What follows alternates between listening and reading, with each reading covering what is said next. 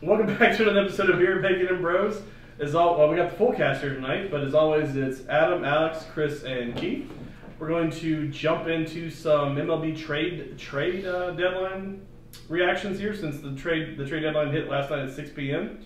But before we do that, make sure you're subscribed to the channel. We're on the push for 350. For all of those of you who are already subscribed, thank you for everything that you do. Make sure you're dropping some comments and some likes on those videos as well. For the comments, we'll get back to you. Chris loves to go out there and heckle everybody. And then like for the likes, they get our videos out there for more people to see. So like I said, we're going to jump into some reactions to the most recent MLB trade deadline, which happened last night at 6 p.m. We didn't really see any last minute wire down to the wire deals like we have in the past.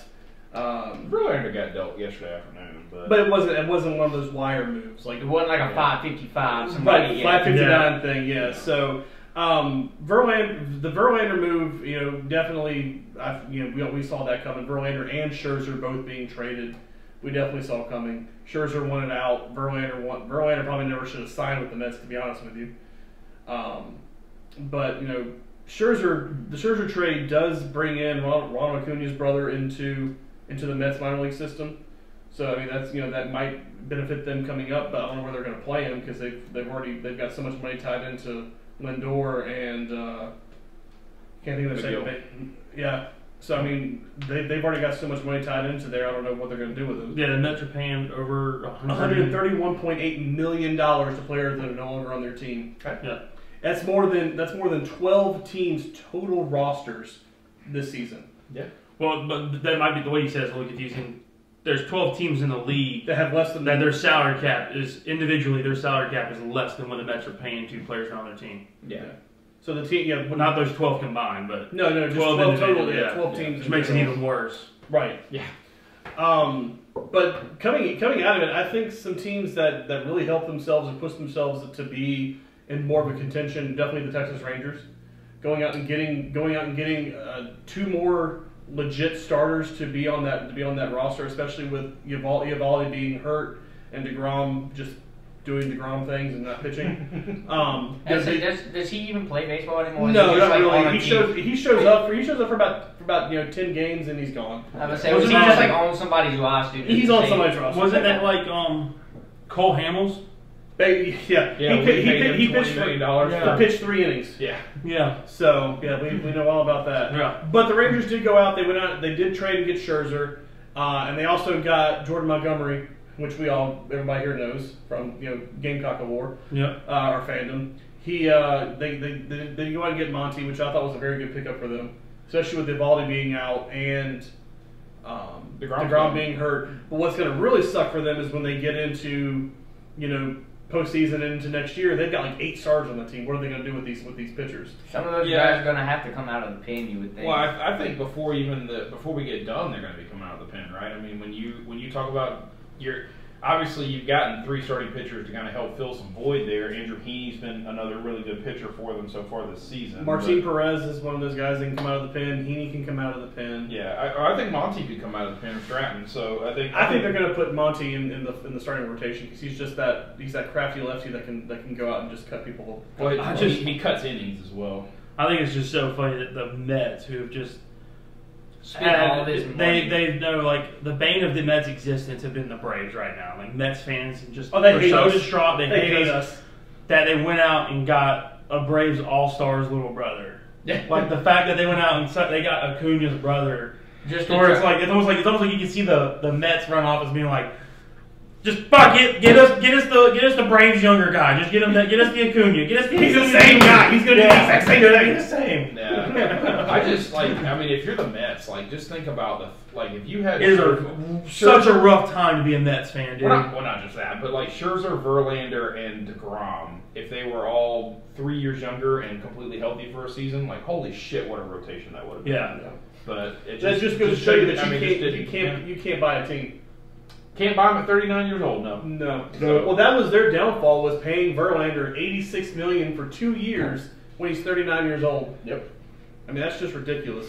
I also I don't know, just speaking personally, I don't feel like there was a lot of elite moves, and there was not very many big moves this year. There was not the Juan Soto level move at the deadline. I was gonna say, Turner and Scherzer trade with the Dodgers. I was gonna say, I think the biggest moves probably were Max and Verlander getting dumped off. Yeah, I think that's fair. I think that was the biggest move. Well, sending not only that, but sending them to two teams that are division rivals who were at the time within tied, tied record wise. You said, here you go, Texas. Yeah. Battle it out.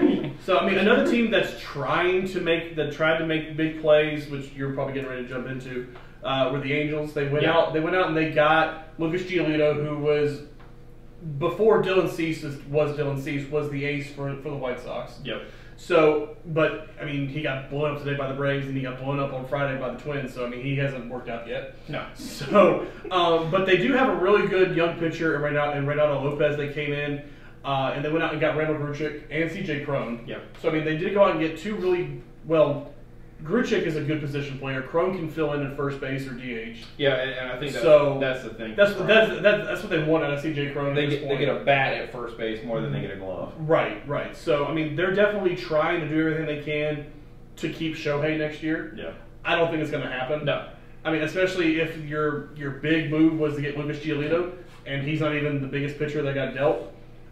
So I would say the other thing was it Luis Roberts from the White Sox that could have been on the trade blocks? Yeah. Chicago should have traded Dylan Cease, Luis Roberts, Eloy Jimenez, and Tim Anderson. They should have just blown out everybody. To be honest with you. Lance Lynn, don't forget Lance Lynn. Oh, but he went to the Dodgers. I mean, he's all he's going to do is eat up innings But at this point. But yes, Luis Roberts is second in home runs in the American League right now. But I thought that would have been. I think a good bat. Yeah, whoever would have, whoever would have walked away with him had he been traded would have gotten, I think, a great value. Immediately. Yeah. And because I think he has shown promise over the last 3 seasons. I mean, he's definitely the up and coming power guy on that. I mean, it was Eloy Jimenez. Eloy Jimenez hasn't lived up to the hype that he had. No. So Luis Roberts definitely is the it guy in Chicago he's right now. He's young, yeah. 24, well, both of them are 25? young. Yeah, I mean, both of them are very young players, but it's just a matter of who wants what they want.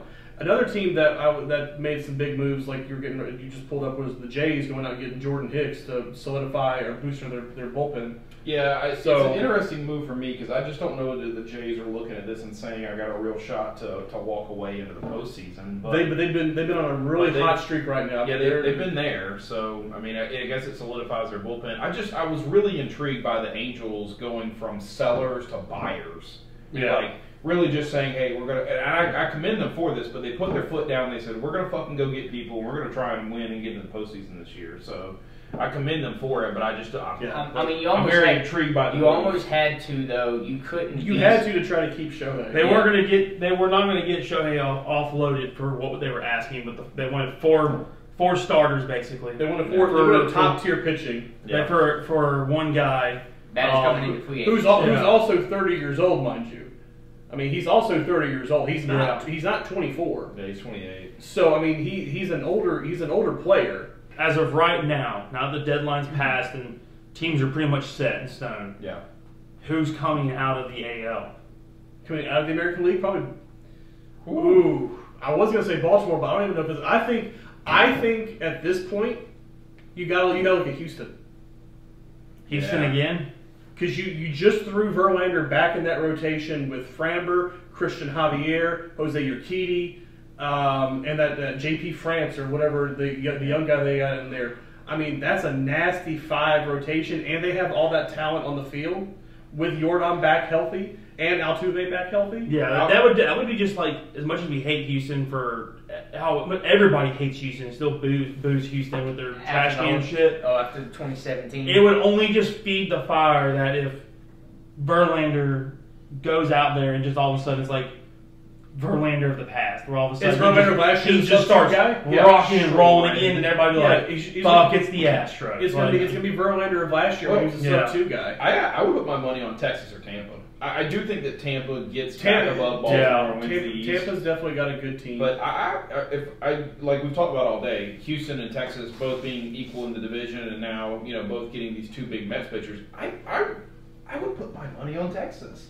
I think Texas got more at the deadline to make themselves better than Houston just going and getting them. My problem with Texas, they are a very good team. They're definitely going to either win the West or they're going to be the wild card. Yeah. They're going to be in the playoffs. My problem with them is they don't have the experience in the postseason to make that long run. They've not been battle tested. They've not been put through that strenuous, that high stress, high anxiety, high intense. The October baseball. Correct. They haven't been there.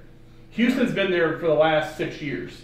Yeah. Trash cans and all. Yeah. They've been there with the trash cans. They've been there without them. Yeah. So I definitely think Houston or Tampa, if Tampa can get healthy. Tampa's problem is they're not 100% healthy right now. Yeah. Baltimore is the same issue I see with Texas. They have all the talent in the world, but they haven't been battle tested. And the Jack Flaherty move's great, but it's just like, man. The Jack Flaherty move is nothing but upside. But for a team that probably needed to get a really good pitcher right now to help their chances in the postseason, they missed on the Verlander, they missed on the Scherzer. Take those two out. Outside of those two, because they're both 36 and 38 respectively. There was no big name pitcher really on the market. True, but I think if the Joe Kelly and Lance Lynn pair was going to be an option, I think Baltimore should have pursued that instead of going and getting Jack Flaherty. I think that puts them in a better position to win the postseason. Well, it definitely gives you a better, more experienced relief pitcher. Yeah.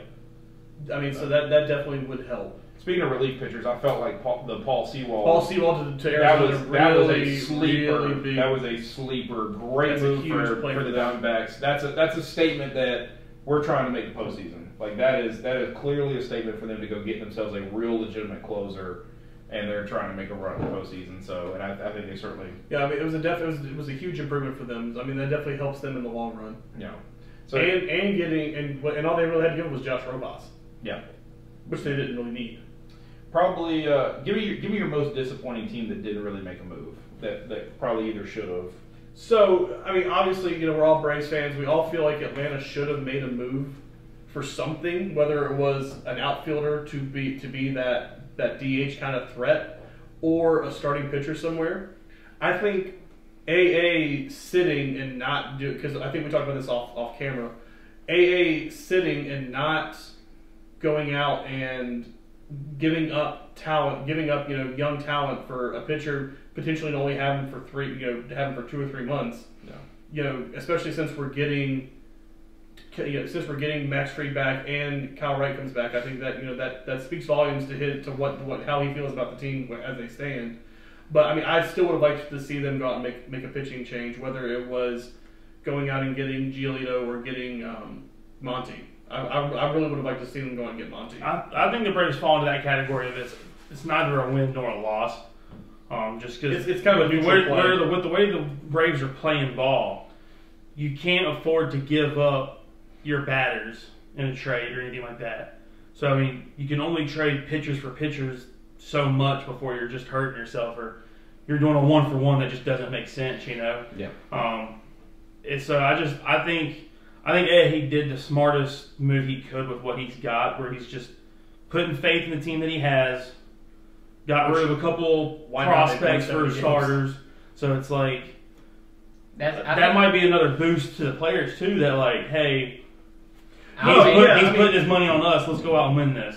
I was about to say, I think it came to a point of it was more so not what are we having to get up out of our starting lineup. It was what prospects are we willing to trade away. Yeah, I think that was the mindset here, because it was who am I willing to drop out of AAA, trade to another team, because there's nobody on my starting rotation in the MLB right now that is worth somebody that's on the market. Yeah. And I also think it falls back to the point that I made earlier, was there really was no top-tier pitching available in this trading season. And if they were out there, like we said, they were the teams were asking so much that somebody that's in the Braves position, or we have a lot of this core talent that everybody's doing their part, doing really good at it, it's not worth trading 3 of those guys to go get one dude. Yeah. You know? That you could potentially only have for 2 or 3 months. Yeah. So, So then it could come back to bite A that, like, let's say he makes a gamble and trades out, like a Grisham or gets rid of Ozuna that the fans have been calling for just because of his off-field and his batting average is going back down again. So we're like, what if you got rid of one of those guys that was middle of the ground, a good off the bench, good DH guy, and then who you get in replacement sucks, and the guy you shipped off goes out and does great things. Or just doesn't gel with your clubhouse. I think right now there was just or doesn't gel the clubhouse. I think right now there was a lot more risk than potential gain. Yep. Right. Yeah.